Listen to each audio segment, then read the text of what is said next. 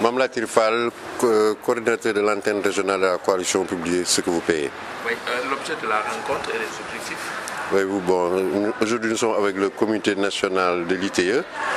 qui sont venus pour la séance de restitution des rapports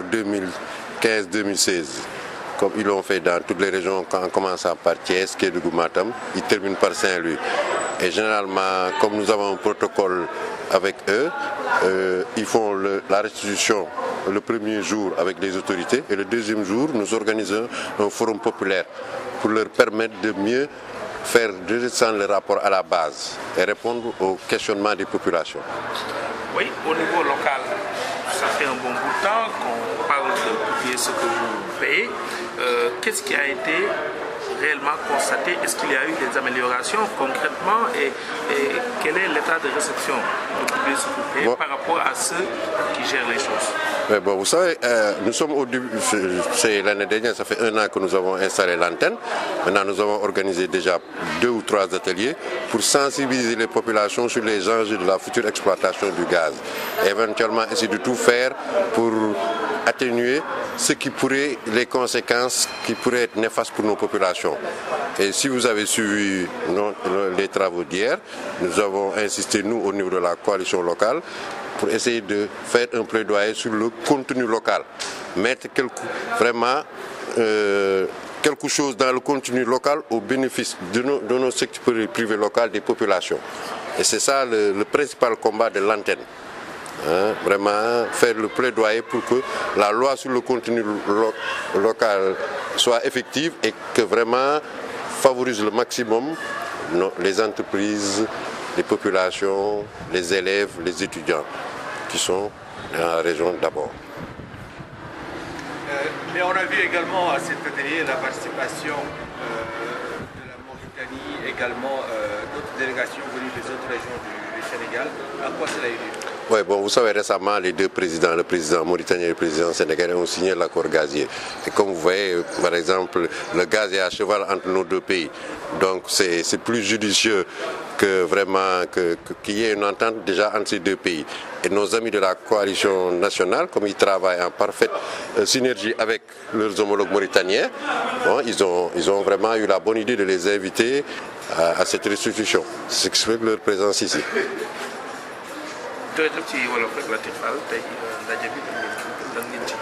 waaw duñ ci jublu mooy xam nga antenne coalition Publiez ce que vous payez bi ñu ko installé depuis année dernière ñun dañuy essayer nekk suñu wetu population yi pour waxtaan ak ñoom ci enjeu gaz bi dara ñëw parce que c'est sûr que exploitation gaz bi dina am ay conséquences surtout nag suñu mbokku pêcheurs yi nga xam ne sont les premiers impactés léegi nag ñun dañu am protocole ak comité national ITE ñoom dañuy disséminer rapport 2015-2016 yi. Commencé nañ ko Thiès def ko Kédougou def ko Matam terminé Ndar ñun nag dañ déggoog ñoom bu ñu ñëwee premier jour def restitution bi nga xam ni boobu y a un caractère officiel y a les autorités ñun le lendemain ñu organiser benn forum populaire pour mën a permettre le maximum nit ñi à la base ñu ñëw toog poser seeni ay questions ñoom ñu jox leen ay leeral parce que ñun li ñuy dugg yëpp mooy comme am nañu chance gaz bi peut-être au plus tôt 2021 bu ñuy wax toujours mooy bu ñu waxtaanee am ay consensus fort lépp leer nit ñi lu leeru seen bopp ñu leeral leen ko xëy na yàlla mën nañu dimbali bu ñuy egg foofu peut-être ñoom une gestion apaisée de nos hydrocarbures. boobaag léegi am naa yéen a ngi ci mbir mi. maanaam est-ce que yéen a ngi constaté ci wàllu askan wi ñuy gën a am dég-dég waaye itam ci kilifa yi ñuy gën a maanaam daal yan jéego lañ ci jot a def. waaw man yéen bu ngeen seetee xam nga yéen yéenay journal yéenay Ndar mais bu ngeen seetee ñun ñu ngi commencé vraiment def travail de séance de plaidoyer gis ngeen fu nekk toujours suñu mbokk pêcheurs yi nga xam c'est les premiers impactés saa yu ñu atelier dañ fay bare. On prévoit dem dans les quartiers moo tax ngeen gis ci conseil de quartier pour sensibiliser nit ñi maintenant bu amee cette masse critique de gens avertis mais nos autorités ils seront obligés de prendre en charge préoccupation nit ñooñu. ñun loolu mooy suñu liggéey jéem a leeral li ñu nekk à côté défendre les intérêts spécifiques de la région moo tax xaw ma contenu local nu ñu koy waxee ci wolof mais jéem a nag ba loolu ñi fi yeewoo gis ci seen bopp. léegi nag suñu mbokk yi quand même conseil kii bi national ITE bi vraiment ils sont ouverts dañuy waxtaan ak ñoom. ñoom aussi préoccupation yi fi nit ñi di wax ñoom daañu ko jël en charge seen recommandations yi aux autorités ñu. joxe ko léegi nag après il va rester la volonté politique. Papa Alioune Badara Paye, je suis le secrétaire permanent adjoint du comité national ITIE. Quel était le message que vous êtes venu délivrer à Saint-Louis?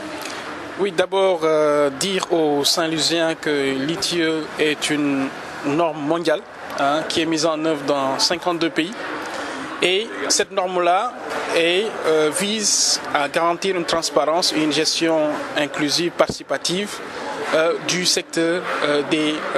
extractif, que ce soit les mines, le pétrole et le gaz. La particularité de Saint-Louis, on l'a évoqué tantôt, c'est qu'on aura une exploitation à cheval entre le Sénégal et la Mauritanie, une exploitation de gaz d'envergure de classe mondiale.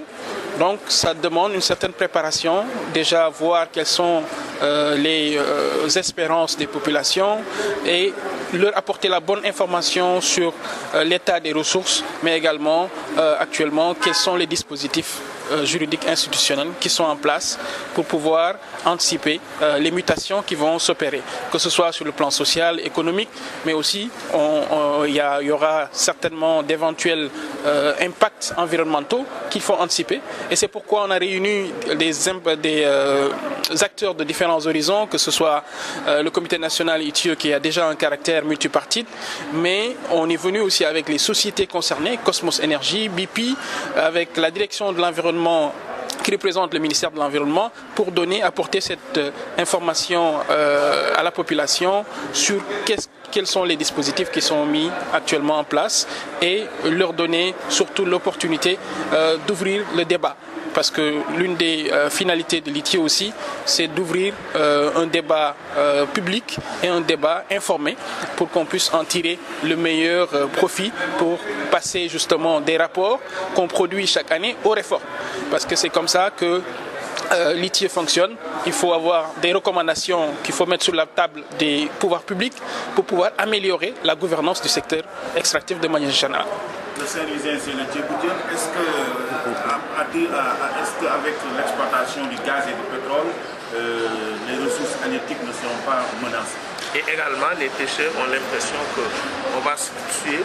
les ressources halieutiques aux ressources gazières. Est-ce que, par rapport à l'ITIE, vous pensez peut-être qu'il y aurait peut-être cette compensation, peut-être que peuvent s'attendre les pêcheurs? Je pense que le Thiéboudien a un bel avenir devant lui à Saint-Louis. Ça va continuer certainement à faire du Thiéboudien et du bon Thiéboudien parce que on a vu qu'il y a déjà des efforts qui sont mis en avant par les entreprises. Cosmos a présenté hier la mise en place d'un récif superficiel qui permet un peu de garantir une production, la reproduction pendant les périodes de frai des poissons, ce qui permettra à multiplier et démultiplier ces initiatives-là de sauvegarde de la biodiversité marine, de sauvegarde de l'environnement marin, de l'écosystème de façon générale, pour qu'on n'ait pas des perturbations dramatiques de l'écosystème marin dans la zone de Saint-Louis et au-delà, même Kayar, toute la grande côte. C'est une réflexion qui est engagée par des acteurs multiformes, différents acteurs, que ce soit du côté étatique, mais aussi du côté des organisations de la société civile, mais aussi du côté des entreprises qui sont quand même des entreprises à renommée internationale et qui appliquent des standards qui sont à un niveau très élevé. Il faut relever au passage. C'est pourquoi les pêcheurs sont de façon inclusive mis dans les processus de discussion, que ce soit lors des audiences publiques ou des études d'impact, pour pouvoir voir quelles sont les approches à avoir pour garantir leur avenir et au-delà, garantir l'avenir des futures générations de toutes les couches de la population sénégalaise.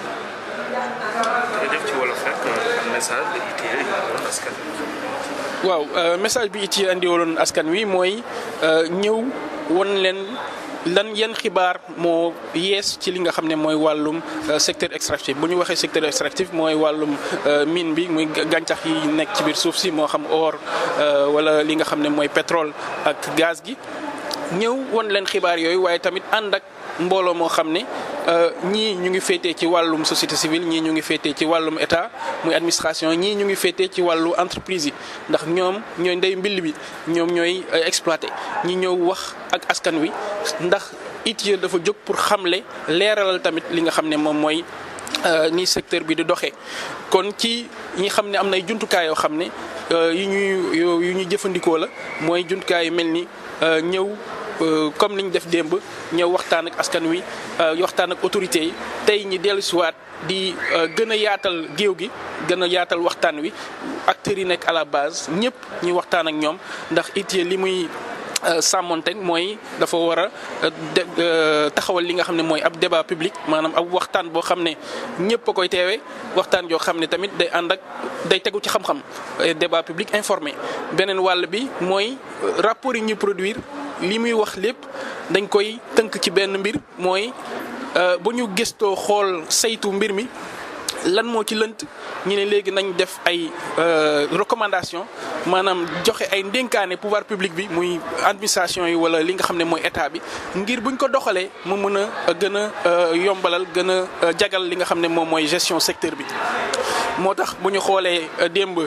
waa direction de l'environnement ñëw nañ wax ci wàllum étude d'impact bi ñi nga xam ne ñoom ñooy entreprise yi Cosmos ak BP ñoom tam ñi wax seen wàll ci lan la ñuy fas yéene doxalee ngir sàmmonteeg ak li nga xam ne moom moo fi nekkoon di baaxu li waa Ndar ci liñ doon yëngu ngir mën koo sàmm ngir ëllëg. ñu gis ni ñenn ñi am njàqare ci jën ak ceebu jën. waaye nappkat yi sax am njàqare ci li nga xam ne aju na ci wàllu gaz bi est-ce que xalaat ngeen su fekkee nañ ko am ci wàllu gaz loo xam ni dana ko wuutu ci wàllu napp gi. waaw li ñu yaakaar mooy bañ a wuute boobu sax bañ am di wuuta di jël benn secteur di ko wuutale beneen ndax li nga xam ne mooy mbaaxu Saint-Louis mooy ceebu jën gi loolu ñëpp xam nañ ko bu baax li nga xam ne mooy napp gi moom mooy lii waa goxu mbàcc wala li nga xam ne moom mooy waa Guet Ndar fa la ñuy teddee kon loolu dañuy def suñ kéem kàttan sensibiliser acteurs yi nga xam ne ñoo ŋànk mbir mi moo xam côté état la moo xam côté li nga xam ne mooy entreprise ngir ñi sàmm li nga xam ne mooy alalu population bi ngir que fi nga xam ne moom mooy seen i fi ñu daan doon daan seen doole ñuy fexe ba xool ni ñu koy sukkalee yóbbu ko kanam bu amee ay gàllankoor yu ci nar am yi ci nanta am yu ci mën a yu ci nar a am ñi daal di koy teel a xamal li nga xam ne moom mooy population bi ngir ñi mën a xool nan lañ mën a saafara mbir mi. démb gis nañ direction de l'environnement ni mu présenté étude d'impact bi gis nañ li nga xam ne moom mooy waa Cosmos li ñu wax ne ñu ngi teg ay mbir yoo xam ne ñu ngi ci biir géej gi ngir mën a xëcc jën yi ñi ñëw foofu di fa daan ji juraat ndax li nga xam ne mooy sàmmonteeg biodiversité marine sàmmonteeg li nga xam ne moom mooy li nga xam ne moom mooy jur gi ci biir géej gi loolu bokk na ci li nga xam ne moom mooy wàllu ITIE ñi doon ñoo xam ne dañuy wax lépp leeral ko mais tamit ñi doon ñoo xam ne dañuy def ay propositions pour que acteurs yëpp mën a sukkali li nga xam ne moom mooy secteur bi.